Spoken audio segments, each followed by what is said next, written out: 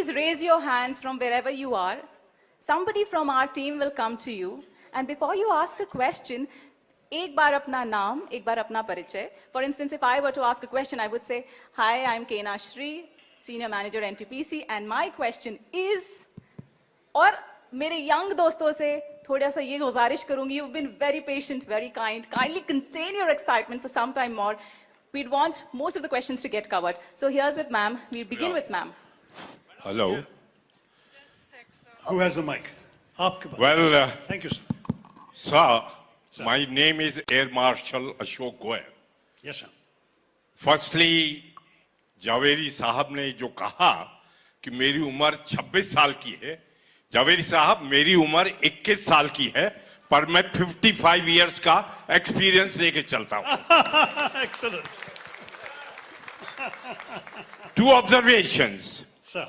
First is addressed to Dr. Amita Singh. I read all your WhatsApp messages where you gave the paper clippings. You included every type of professional, but you totally neglected defense personnel. Was it deliberate or by chance? Sir, I can answer that. No, sir. Second question is on the same planet to you, sir. Yes, sir. When you wanted to select your PS, you preferred to choose a man in uniform who had worked. He happens to be like my son. That's how I know everything what happened there. He was interviewed and you selected him because you found him to be honest, disciplined, committed, and every quality a person should have in their appointment. Why he didn't continue, that is one point. In the same narration, what the ex-defense officers have done in UP, they gave you the papers. I give you a set of 3 magazines. We published it. What Congress did in first 60 years. Second was what the Congress Prime Ministers did in the defense of this country. And third one is on 1971 war dedicated to Indira Gandhi. Well, I've got 20 points, but I will share my last point. You mentioned a lot of problems to the country. We all are aware, and so औरों को भी दे के आना. Thank you, sir. So औरों को भी देना. Thank you very much. So thank you so much for your questions. Actually, we are running. But just hold on. Last one. Okay, last one. Haan. We'll take that. I've got 20 points, but I'm just making 3 points. All right, sir. Please. Let's keep it this the Last point, आ जाओ. Gupteshwar. Last point. Sir, you mentioned very detailed, and I heard one of your clippings. You're talking about the problems being faced and what all is coming short. I may share with you, I have coined this algebraic formula. What is this nation? P3C5. Actually, I was in service at that time. P3 is at national level. Population, poverty, and pollution. And when you say we have to look for demographic advantages, I personally feel, no, we are not going to see that the demographic advantages, it will prove to be a demographic disaster. You will see that, sir. Number 2, what we see is C5. C5 is political level. Corruption in politics, communalization in politics, casteism in politics, and compromises in coalition politics. And one has to take care. Your views are highly appreciated, and we thoroughly enjoyed the evening with you, sir. That is all. Thank you. Thank you very, very much, Marshal Goel. I'm very touched by your remarks. As you said, 21 years old with 55 years of experience. We are honored by your service to the country. Thank you very much. On your specific questions, first, as you know, armed services personnel are government servants by definition and therefore not eligible to join any political party. And the AIPC, despite being a body of professionals, is affiliated to, is a wing of the Congress party, and that would be the problem for them. The moment they retire, they are welcome to join, and you, sir, would be welcome to join. Amita may not have mentioned it, but it does not mean we are excluding the military. It simply means that they are most welcome to come as former military personnel. On the second question of, he is a member, there you are. On the second one of the PS, outstanding uniformed officer, the only reason that he could not continue with me is because he's continuing in service. And the voters decided I could not continue in their service as a minister. So at that point I had to go, and he was assigned to other duties. He has been bravely serving in Kashmir, and we all wish him well and safety there. On your third question about these various publications, the magazines have been given to me. I look forward to looking at it very carefully. And on your algebraic formula, congratulations, sir. The diagnosis of the problems is what your formula suggests. But we need some solutions from you too, sir. With your 55 years of experience after attaining adulthood, you must give us some solutions through the Professionals Congress that we can advance to make these problems disappear. No P3, no C5. Thank you very much. बहुत बहुत शुक्रिया। मेरे प्यारे शहर लखनऊ, आपसे एक छोटी सी गुजारिश है, आप समय की परिधि को ध्यान में रखते हुए कृपया एक ही क्वेश्चन पढ़े और जितना सक्सेंट टू द पॉइंट कर सकते हैं उतना करें। हम चाहते हैं ज्यादा से ज्यादा लोगों को मौका मिले कि वे अपने जो थॉट्स है वो हमसे साझा करें। Yes ma'am, please. Good evening doctor Tharoor. Hi. मेरा ये एक सवाल है, थोड़ा सा अलग है, शायद यहाँ के लिए नहीं है, but I just wanted to know, politicians जो हैं वो बिलो द बेल्ट जाके क्यों बात करते हैं एक दूसरे के बारे में? ये जैसा आलिम ने कहा और जैसे आप सब कह रहे हैं कि हमें हमारे बच्चे देख रहे हैं, हम उनको ये नहीं दिखाना चाहते कि आप किसी को, मैडम के हाथ में रिमोट है या किसी और के हाथ में कुछ है. This does not show a good upbringing, whatever it is, but ये चीज नहीं होनी चाहिए. What do you say? I agree 100% with you, ma'am. I'd be happy to applaud. अगर दो हाथ free थे तो I'd be clapping with you right now. आप बिल्कुल ठीक ही कह रही हैं. Why should we be going around insulting people? There should be civilized political discourse. There should be limits. You can't use the kind of language that minister used about Ramzadeh and so on. We should actually have a civilized discourse. We have a right to disagree. मैं कह सकता हूं कि देखिए आपकी राय मेरी राय नहीं है और ये कारण पे मैं कह रहा हूं कि आप गलत बात कर रहे हैं, लेकिन हम कोई बेसिस नहीं है कि आपकी पर्सनैलिटी, आपकी प्राइवेट लाइफ या आपकी मोरालिटी या ऐसे कुछ चीजों या आपकी माँ, आपकी बाप, आपकी भाषा के बारे में बोलने मेरे ख्याल में बिल्कुल अनडिग्निफाइड है और ये it shows a lack of तहजीब. All of you in the UP should teach these politicians कि तहजीब से और तमाम से जरा बात कीजिएगा please. I'm agreeing totally. Thank you very much, ma'am. Thank you so much. Let's have a question from the left wingers, and no pun intended, please. Is there a mic here? Please, मेरी team थोड़ी सी चुस्ती दिखाइए आप और हमारे बाईं तरफ जो लोग बैठे हैं पीछे की ओर जाएं तो ज्यादा अच्छा रहेगा. Very good. आपका नाम? Yusuf Khan. I'm a national sportsman, gold medalist in UP and national guest medalist. Sorry, which sport do you play, Yusuf ji? I play fencing. Wow, okay. I'm a coach in the university also, and the vice chairman in the Congress. Excellent. I'm one of the followers of you in the millions of your crowd. Thank you. And read your thing. But now here I hear your speech and that you said that in the government of India we must be the accountable. And you said give so many examples regarding this present government. But I am talking about that within the party, within the organization, how much accountability is needed. Because from last 32 years, because of the unaccountability, we are in the sinking down. So what is your views upon it? How can we improve it? There are so many sections. Now it is AIPC. Before we have 32 cells and departments running the Congress and they are working like sinking down. There are no accountability of the people who are the chairmen or the this. And you can say, you understand what I'm talking about in this platform. No, it's a very good question to which there is no easy answer. Because, part of the problem is very often it's not bad faith. It is two kinds of good intentions that are clashing with each other. As you say, no accountability, you mean that those who are not performing are not moved aside for those who can perform. And that means that you are asking the leadership to pay no attention perhaps to their loyalty or to honor their service. You're saying you should be ruthless, push them out, get other people to come in.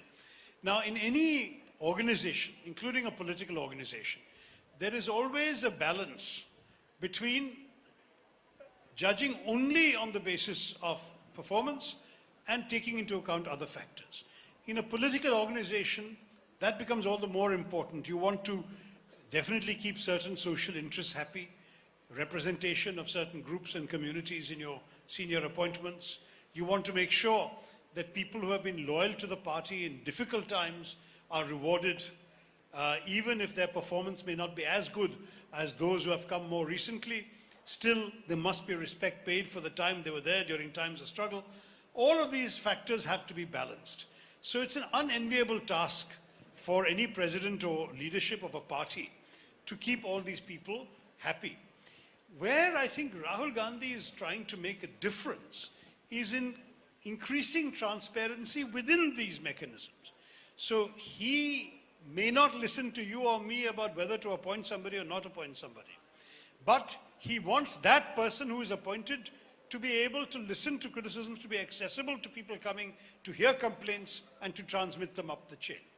So if our processes can let in more sunlight, if we can open the windows and let more breezes come into the party, then it may not matter who is sitting on which sofa, as long as all of us feel that the breeze is touching us also and we are able to get something done.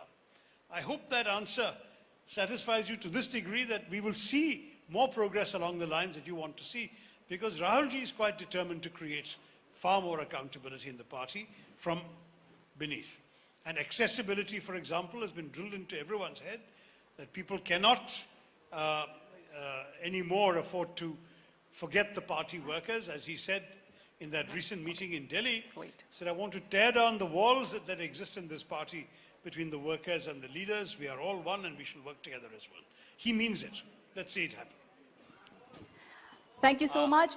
There's a gentleman from the middle section of Mr. the audience. Tharoor, Yes, sir. I'm Ashok Nigam.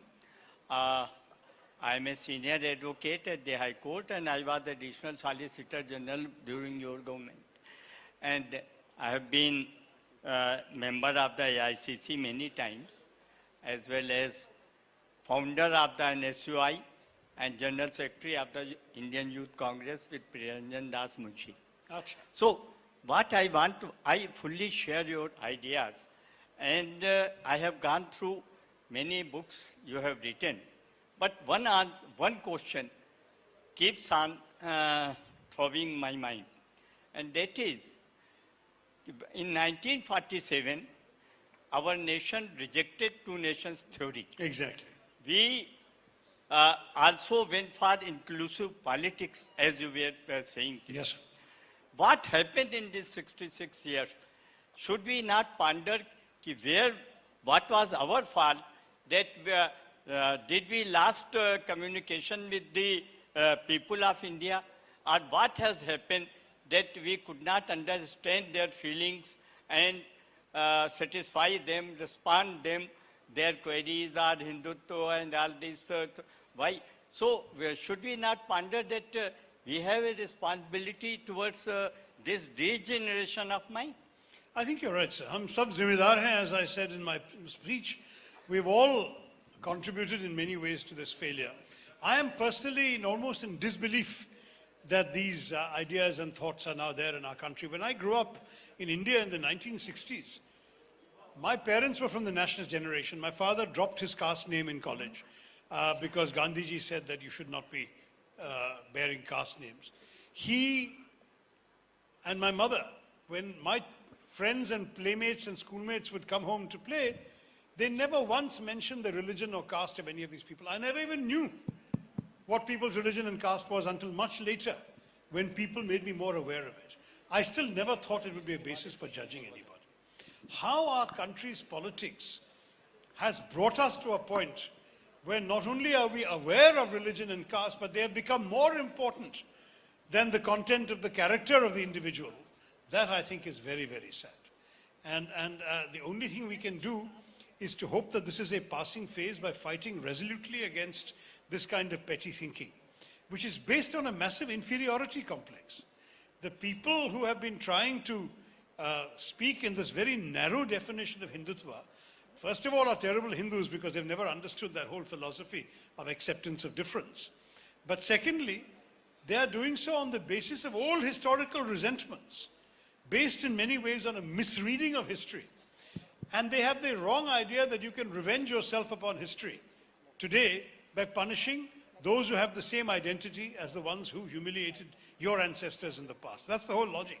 It is, frankly, an extremely silly and immature way of looking at history and looking at the way in which the country should face its future challenges.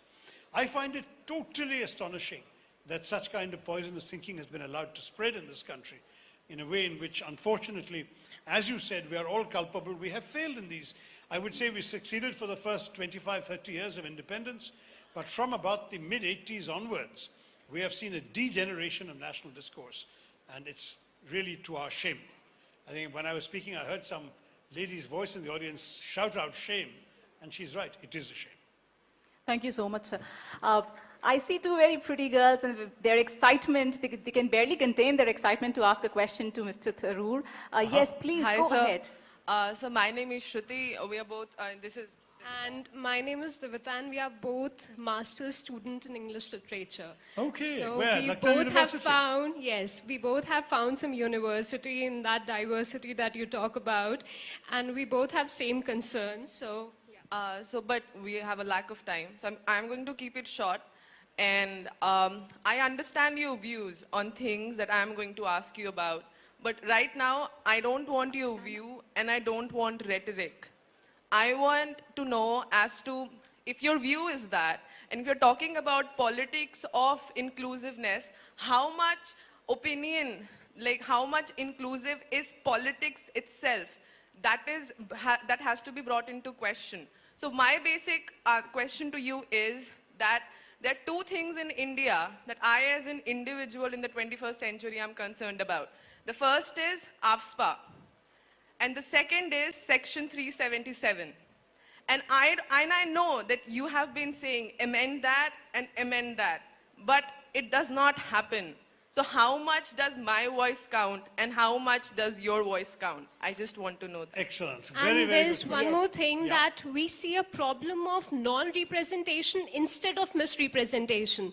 Because we have representation, but when these so-called liberal men decide what a beauty queen should look like, or what a, ideal Miss World or Miss Universe should be, or, when we see Trump's feminism and BJP's secularity in the post-truth world, we feel like we are a little disoriented chain of human beings in this, in this whole problematic scenario. So we and Shruti, we both want a particular solution to this problem that we both have thought together in this scenario. That's why. Thank you very much. Shruti and Suniti, right? Divita. Sorry, I'm so sorry, Shruti and Vivita. Congratulations to both of you. Those are very smart, well-articulated questions. I'm sure you do your university proud. And as you know from what you seem to know about my own views, I share your concerns on both those issues. I think that you know that in the case of 377, I even tried twice to introduce a bill that would completely read down the so-called criminal provisions of that law and not make something unnatural which God has made natural. But having said that, the irony of our situation is that people may have voted this particular party into power for other reasons, but the result is that this party has come to power with all the baggage of their beliefs and prejudices.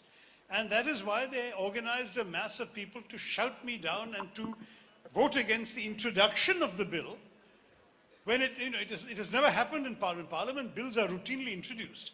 They may then not be debated, or they may be defeated during debate. But to actually shout down the introduction of the bill as being somehow beyond the pale, and to get away with it not once but twice, speaks to the climate of intolerance in the country today, which is sadly a reflection, I believe, not so much of lack of inclusion in politics, but a lack of public education on the issues. I at least feel that by losing twice, I brought a lot of attention to the issue, and at least the newspaper and website reading public are now aware of this particular issue far more than before, even though I didn't get the bill through. Now, ultimately, we are in the ironic position that what cannot be achieved through democracy, through your votes and mine, may actually be achieved through a judiciary which is not voted or elected by anybody, but which may be more liberal than perhaps the politicians who elected are. But the short answer, since you asked the question bluntly, the short answer is, it all depends on whom we elect. You might elect people who are open-minded, broad-minded, progressive, or you might elect people who are narrow-minded, petty, and bigoted. And if you elect the latter, then you'll get stuck with your voice not being heard, particularly in a parliamentary system with the first past the post. Once they have a crushing majority in the Lok Sabha, nothing can get through the Lok Sabha without their approval.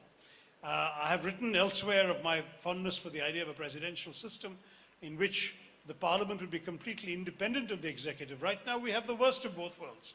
We have all the worst things of a presidential style governance in Mr. Modi, with all the advantages that he has of an automatic majority in the legislature because of the parliamentary system. So we have the worst of both.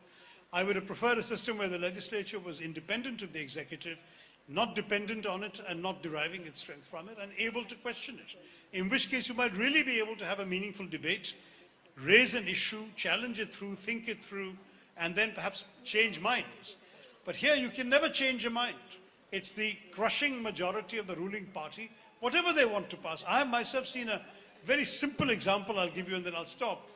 You can well say, what is the point? Is my voice heard? No, it's not, because I'm in the opposition. There was a very simple bill which actually had been drafted earlier, which essentially says that any factory or industry beyond a certain size has to give the workers a written copy of their rights. Very simple bill. So I got up during the introduction of the bill and said, this bill is fine, I'll support the bill, but since many workers, sadly, in many places in our country are still illiterate or semi-literate and may not understand what's written in the piece of paper in legal language, why don't you also have one word, written and oral, so they're also orally told what their rights are. And while I was speaking, I could see most of the BJP members across me nodding their heads. It made sense what I was saying. But when the time came to vote on my amendment, a whip was cracked from the BJP and they all shouted no, and out it went. So in other words, it doesn't matter what common sense you might speak in Parliament on any issue, even an issue that they don't have an ideological problem with. It was simply that they have to get their majority through, and that's the way it works. So it's a big flaw of the parliamentary system in that regard, and I'm sorry to say that you and I are not going to be able to solve it. Good evening, sir. Where is this voice coming Yeah, from? My name is Umar Mustafa Left. Khan. All right, left. Your name is? My name is Umar Mustafa Khan, and I'm Hi. from Faizabad, and I'm right now in charge of Vidhan Sabha Faizabad. So and I wrote down the question because I know I'm going to speak up in front of the legendary Shashi Tharoor. Arey, Mr. arey. Shashi Tharoor. Ditto my That feelings, is why. Samang. Yeah. So I wrote it. Rahul Gandhi, as we all know, Rahul Gandhi is favoring youth, and we all know that. But only those in contact or reach of Rahul Gandhi ji are getting recognized for their work for Congress. Like he's human only. Whoever he's seeing, and he's lifting them up. So, but still there are many youths at the grassroots levels who are working very hard, are still getting ignored and not getting a push to upper level because of petty politics of local leaders. So in AIPC, would we get direct recognition for our work, or will it again through these local leaders who will decide our fate? No, I can assure you, you will get recognition. In fact, I can tell you that in one case of one of those who came up with the paper, Amita made it a point to tell me that somebody else had written the paper, but she's not here, and the representative is coming up from that chapter, but the credit should go to somebody else. So this is the spirit in which we are working. We definitely want to give credit to people, and that recognizes them. On what you said about Rahul ji, you know, this is a man who's traveling now tirelessly throughout the country. He's seeing party workers at all levels. I can't believe that he will never see a worker like you. There will be an opportunity. There will be an opportunity to hear what you have to say. And he values this kind of interaction that we're just having now. I will urge him that, you know, perhaps, for example, in the AIPC, when we have our first national convention, if he'll kindly consent to doing one session like this, where any worker who comes to the convention can raise his hand, get the mic and ask him questions, he will be able to see the kind of quality of people we have. I'm confident that somebody like him who puts so much energy and time into leading the party and focusing on the organization, he will meet people across the board.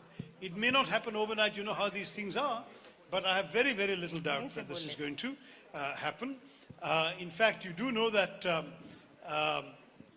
Mr. Modi does not have an open door, but Rahul Gandhi has kept an open door right throughout in the AIPC. And when he comes to the open door session, he's there himself and interacting with the audience. So let's hope that your concerns will be dispelled, but I understand them.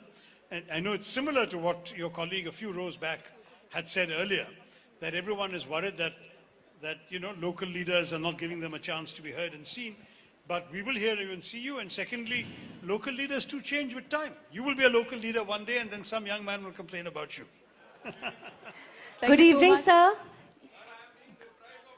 Good evening, sir. हम समय की सीमा को ध्यान में रखकर 2 और questions ले सकते हैं. Good evening, sir. Where is this voice coming from, lady? So many people. Good evening, sir. Mr. Tharoor, Where are you, ma'am? I have the impunity. Left, right, or center? Here I am, Oh, sir. right here. Okay. Sir, I have the impunity of saying Tharoorisms is one of my most favorite things, and I enjoy your Facebook videos a lot. Thank you. And sir, besides that, my name is Ujjwala Sadana. I run a school for underprivileged children in Indranagar. Excellent. And I also voluntarily teach girls who are underprivileged on skill development with no aid from the government whatsoever. I do it on my own. And sir, what I have found that these marginalized people, I really liked your idea of inclusiveness. How to include the most poor, the most impoverished person into the mainstream. The children whom I'm teaching, one of the boys, he sells newspapers in the morning and he comes to school. Then he repairs air conditioners. And he was having a very tough time. I don't want to give my exams. So I encouraged him, say, nahi beta, tumhe padhna hai, tumhe achhe number lane hai, tumhe aage badhna hai. He got around 70% in his boards and I was really, really happy for him. But after this, what? Does he get a job? How does the government, how does Congress, what is your agenda to provide jobs? In fact, this is a very, very important issue. Thank you, first of all, for what you're doing for underprivileged children. But let me say that it's absolutely indispensable once people come out of the system, that there should be a possibility to get meaningful jobs. I have my own ideas, but the Congress party is actually working on a very detailed paper on how jobs can be generated once the yes, that the step by government step. changes. I think there are some areas in particular where we will be in a position to absorb more skilled and unskilled labor. You're talking about an educated young man, that's a different And story. I also have unskilled people, uneducated people, Sure. girls So, doing beauty for example, training. I think if we can really invest heavily in tourism, heavily, clearing up areas, building toilets, clearing up the facilities inside, allowing more 2- and 3-star hotels, you will find that world studies have established that $1,000 invested in tourism generates 8 times as many jobs as $1,000 invested in industry. So you will actually find, for example, it doesn't take much of training or anything to hire a waiter or a busboy or a gardener's assistant or a doorman. And these people can be hired and absorbed from the economy. And then the more educated ones will also have, because there'll be more infrastructure and more people have more positions available at the managerial and other levels. So my view is that we must do this. I didn't want to answer for the party yet because the party is still working out in detail. We have a number of ideas. Some manufacturing is indispensable. Some services industries are absolutely essential. I still believe a robot can't give a good Ayurvedic massage. Okay, so you must have more of Ayurveda, wellness, all of these things that we can offer, and more tourism. But there will be ideas beyond that, and I'm hoping they'll come soon. Absolutely, sir. There was We'll a wait for gentleman, your were you the gentleman points. just behind her? मेरी एक Give him the गुजारिश है mic. छोटी He's सी been so anxious. Doctor sir Well, my name is Sharat Pradhan and I happen to be a freelance journalist. It's been a very fruitful evening and the ideas that you've articulated so beautifully, they resonate with a large majority of this country, I believe, and especially what you pointed out, the word that you coined, the Hindu Pakistan, which is their agenda. Now, what I fail to understand, that's my one very small but significant question, is why is it that this does not resonate and it is not articulated by your party leadership in the same convincing manner as you have done? I It could think make you're a lot, being it make unfair made a to my world of a colleagues. difference. I think I'm being a bit unfair to my colleagues. I assure you that many would in the party would say the same things that I have said. I mean, each one would say it in his or her own style and their own way of delivery. But this message is the core message of the party as well. I spoke about it because these are things I care about, that I've written about and so on. So I really do passionately believe what I'm saying to you. But definitely I want to stress to you, this is not in any way different from what anybody else in the party would say. But why is it that the message, the other side, they managed to get away with lies, all kinds of lies are floated, and in a very convincing and manner. I mean, why is it that your services are not used in a more, please, baat kar rahe. Why is it that you are so scarce? I hope I'm not You scarce. should be more visible among the people. That's what Thank I'm you, my sir. concern. No, well, I am, of course, an MP from Thiruvananthapuram in Kerala, so I'm probably more visible there than anywhere else Yes, certainly. that I have to be. But it's also true that, we have a lot of good, talented, able leaders, and you must listen to all of them as well. I mean, I have my role in social media, I have my role with the professionals. I'm very happy to interact with people like you. But I think in all fairness, we must accept that in a large, diverse party, there'll be many voices. But I assure you that these core beliefs we will continue to articulate and push. And I have no desire to be scarce. In fact, if anything, people in my constituency complain that I make too many speeches outside Thiruvananthapuram. And that's my problem at the moment. But thank you. Sir, my name is Kamlakar Tripathi. I belong to Varanasi. I am an advocate. I was BHU Students Union Vice President also and related to the organization, your spokesperson. I will just raise one question relating to your book also, relating it to your book also. One book, Riot, in which your main character, Miss Hart, had a mysterious death, and your book was indicative of a communal riot in the death of that lady. And it referred to the 89 incident. Now in Kathua, and later one Asifa and Geeta, rapes are so heinous crimes, but still it was given a communal shade. And the worst part was that there was a troll on social media also, that giving it a communal aspect. And it's so disturbing. So when we claim that Congress always had a politics and of inclusiveness, then why people voted against us to the people who we also believe who believe in politics of exclusiveness, politics of separatism, it is that we were voted out of power, with the people did not show faith in us, and they showed faith in their divisive politics. Why? Well, that's a long question and answer for us to discuss. I'll try and give you a short answer. On the first part, when you said, why did we communalize this issue? Frankly, because it was communal. It's very clear from all the accounts that have emerged of what happened in Kathua and about poor young Asifa, that the purpose of the attack and rape was not merely to satisfy the deranged lust of these people. It was specifically in order to drive the Bakarwal Muslim community out of that area, which they felt this community should not come to anymore.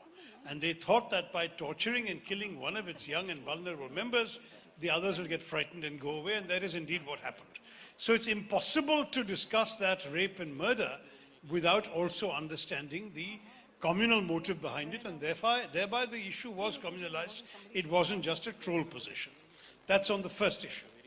I don't know if Salman, who is Kashmiri, wants to contradict me, because that is essentially our understanding of what happened.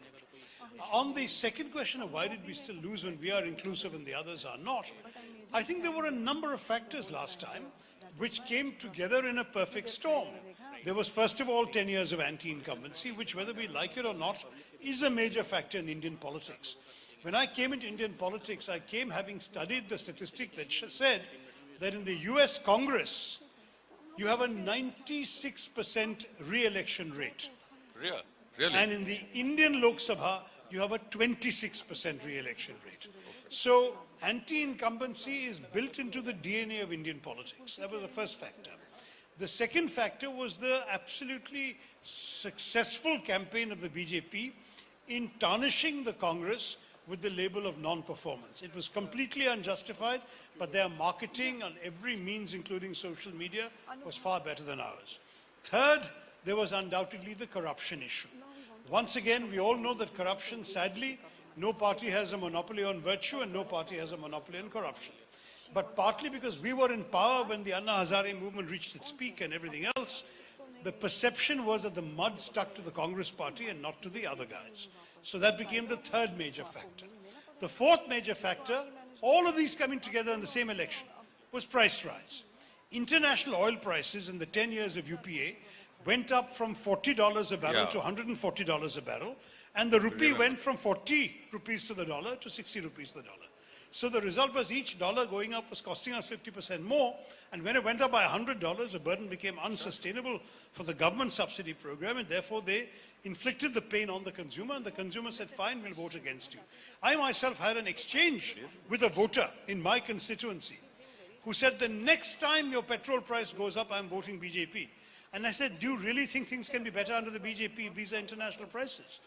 But he went and voted, and of course, a year later, he came back and apologized, saying, you were right, the BJP is costing us far more than when you were in power. But we got blamed for fuel price rise, and because when fuel price rise goes up, everything else goes up. And our successful rural schemes like the Manrega raise the purchasing power of the rural poor, but also raise the prices of fruit and vegetables from the agricultural areas into the cities. In every respect, we got blamed for price rise, and the people voted against us because our voter is still very price sensitive. And then the final fifth set of factors related to local issues. To take one example, the Andhra Pradesh issue, there was massive agitation for a separate Telangana. We were losing out, the house was even being paralyzed. Somebody released pepper spray in the house on this issue. We finally said, chalo chhod do, let us at least give them what they want. Then we will lose one side of the debate. Right now we're losing both. Let's get the other side of the debate happy. Unfortunately, what happened was we lost both sides. That is that we had 33 seats from the undivided Andhra Pradesh. We had 0 now in the new Andhra Pradesh, which felt that we were the ones who broke up the state. And we had only 2 in the new Telangana because the party, the TRS that had led the separatist movement for Telangana, they won the majority of the votes. So if you take each of these factors and measure their impact, that's why we lost. It had nothing to do with our inclusive message or exclusion. It had to do with a combination of factors, and this combination was devastating. Thank you doctor Tharoor मैं राहत इंदौरी साहब के एक सिर्फ शेर के साथ कहूंगा आपके इस पूरे उसके लिए कि आज जो साहिबे मनसब हैं सॉरी वो उनका है मुरव्वर राणा साहब का आज जो साहिबे मनसब हैं कल नहीं होंगे किराएदार हैं जाति मकान थोड़ी है और हर एक का लहू शामिल है इस मुल्क की मिट्टी में किसी के बाप का हिंदुस्तान थोड़ी है thank you sir thanks a lot sir ये राहत इंदौरी साहब का ही है आप शुरू में सही थे जी बहुत शुक्रिया I can see a lady in blue she has been standing for not less than 15 minutes please kindly give the mic to her seriously वो इतने ठहराव के साथ शांति के साथ बहुत देर से I'll answer all the questions, don't worry. Go ahead. Good evening, sir. I'm Shatakshi Singh, currently a student of Masters in English Literature.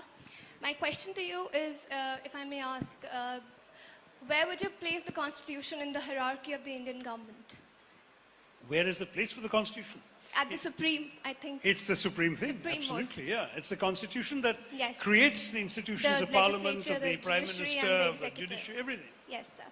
So, then why may I ask that most of the literate people of the country, for them the Constitution is nothing but a word.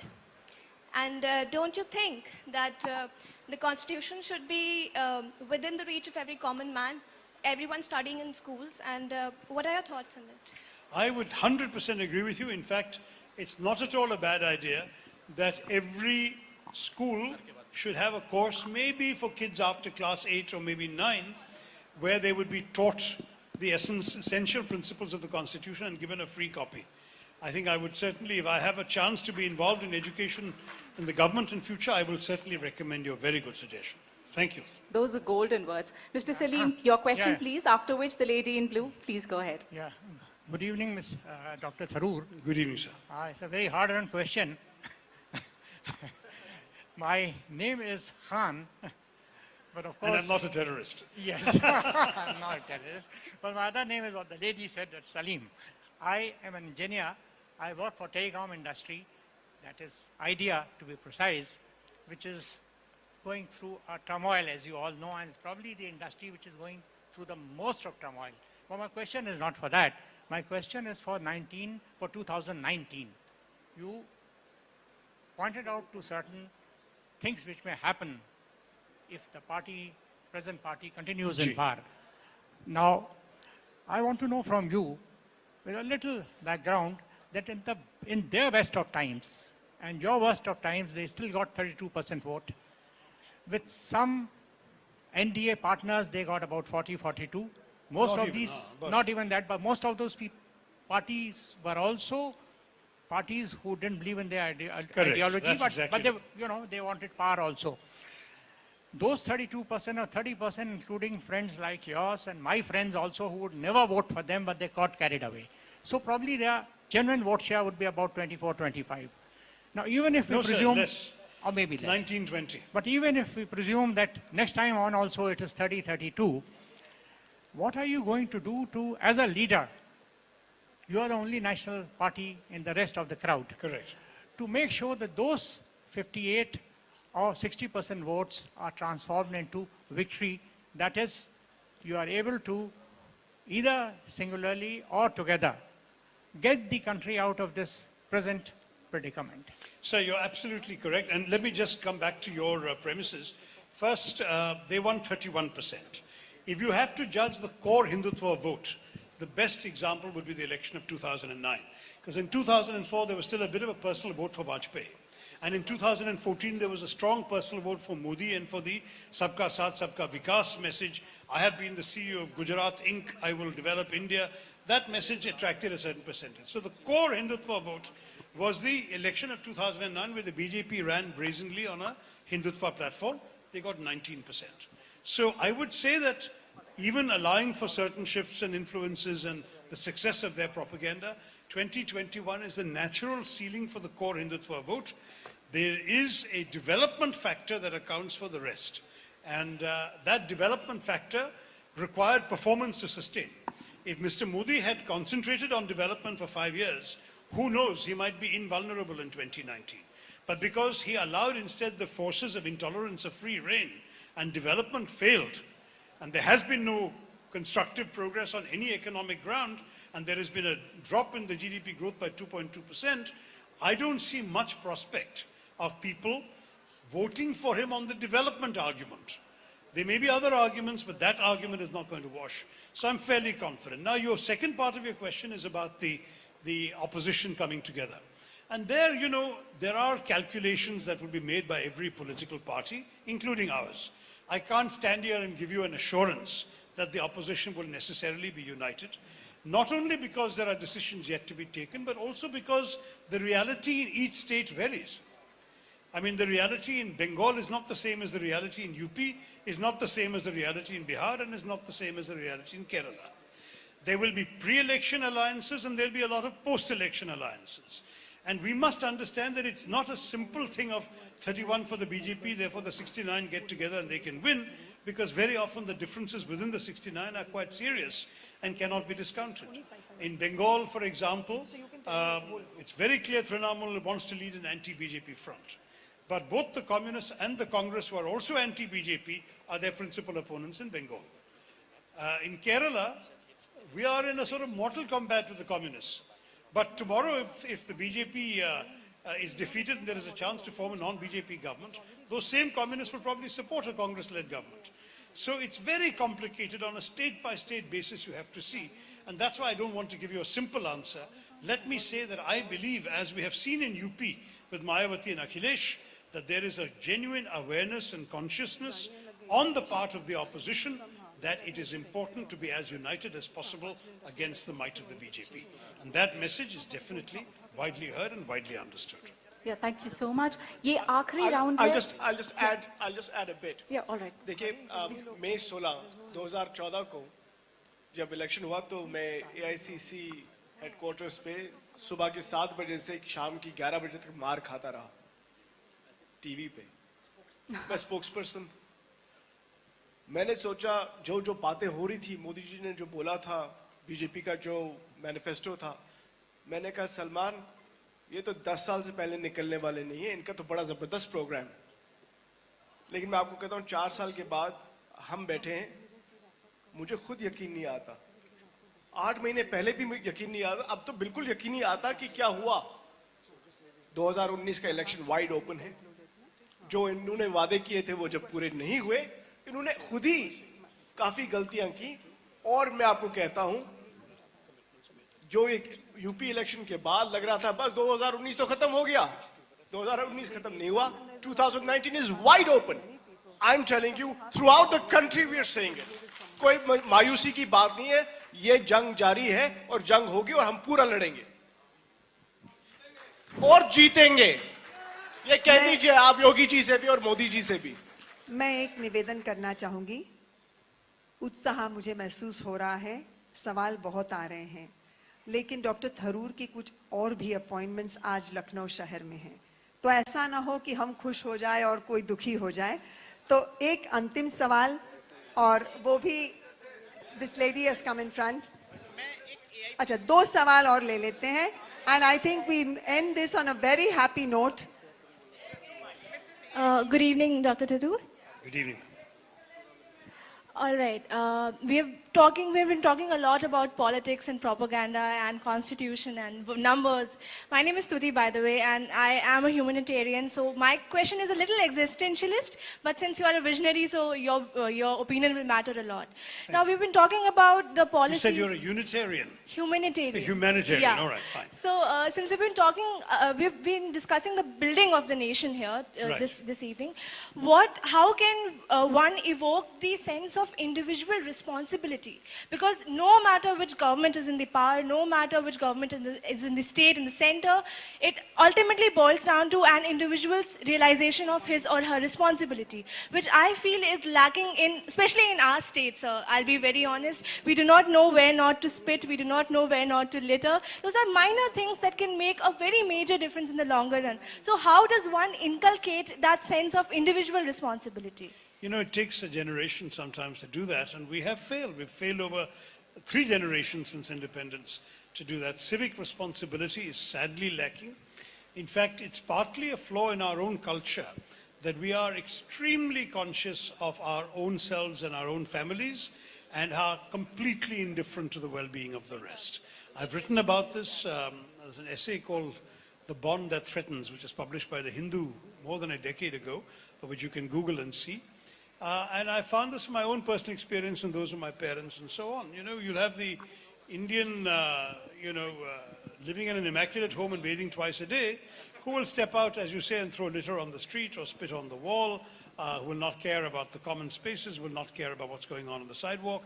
And this is somehow a deep flaw which has, unfortunately, not been addressed by those in authority in civic areas. In fact, when it comes to those in authority, we have been pretty bad at things like municipal waste management, sanitation issues, drainage issues.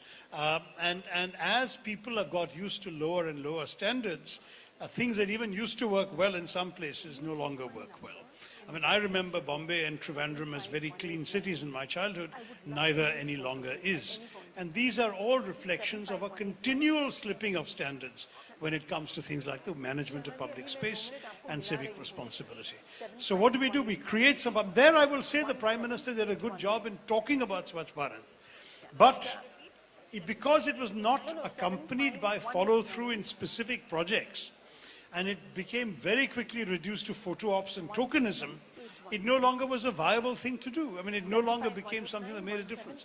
If we had had a sustained campaign, literally every day, of genuine work to actually clean up the country, people would have bought into the project. For a while, briefly did. There were stories of kids berating their parents for throwing a plastic bottle out of the window of their car and so on. But that quickly died out. And it's sad because we can use kids as instruments of social change. We've seen this in the anti-tobacco campaign, teaching children that tobacco is bad and that smoking can kill and so on, actually affected adults. Because children would go home and throw away their mother's or father's cigarette packet. And the result now, those children have become adults after about 20 years of this campaign, and they don't smoke anymore, and smoking has gone down dramatically in India. So these are the kinds of things where you can influence social change. Perhaps we can also influence behavioral change in the same way. बहुत बहुत शुक्रिया. हम doctor Amita Singh के द्वारा की गई विनती का मान रखेंगे और ये आखिरी क्वेश्चन लेंगे. There is a lady. ये आपका लास्ट क्वेश्चन है, समय की सीमा को ध्यान में रखते हुए. Thank you. First of all, my congratulations to the entire team for having conducted it so well. And I am Dr. Surita Karim. I belong to Gorakhpur. I am a professional gynecologist, an IVF specialist. My husband is a surgeon, and we are avid Congress supporters for last so many years. And I was very happy when we came up with this idea of professionals for Congress. My I want to just point out, because the doctors are facing a big dilemma in our city, in UP as well. The recent comment by our Prime Minister when he was in London to speaking very ill about the doctors, that has created literally waves of resentment against the present government. And I want you all to, like the team, to come up with something, some idea, so that these doctors, because mostly what Yogi ji in my city was doing was that the IMA was totally in his, like all the doctors were visiting his hospital, and they were paying, like doing free service in his hospital, just out of sheer respect and fear and whatever you may call it. But this time, the sentiment has gone the opposite way, because the way he has derided everybody publicly, saying that these jaunts are for just their holidaying. And I can tell you that doctors go for conferences and they bring back valuable inputs, and our medical services have improved considerably. I'm sure Indra Hinduja would not have been able to make the first test tube baby if she had not gone for a conference abroad any time in her life. So these are the things we have to speak up. And I wish you all to provide a platform for the doctors community. It is a very important and viable opinion makers community. And if this can be addressed in some way by a special kind of WhatsApp groups or social interactions, then maybe what I want to know how we are going to address these issues in future. I'm going to ask Amita to tell you what the UP Professionals Congress is doing, but I would urge you to join and give us your ideas. The point is that you are already there. We have, in fact, here a report, one of the 5 reports given to me was on the healthcare situation here. And Amita, you might want to add a word about how you can take this forward, because she's raised an important issue that affects all the doctors of UP, but broadly all the doctors of India, I think, would be interested. And we could certainly bounce ideas off others too. Yes, since you talked about doctors and you want to express your opinions. So I would request you to, come forward, and I would certainly get in touch with all of you. We can work on this, and we would love you to give us your opinions on the AIPC. So मैं ज़रूर आपसे संपर्क करूँगी, खुद करूँगी, and we would take this forward. Thank you so much. Thank you.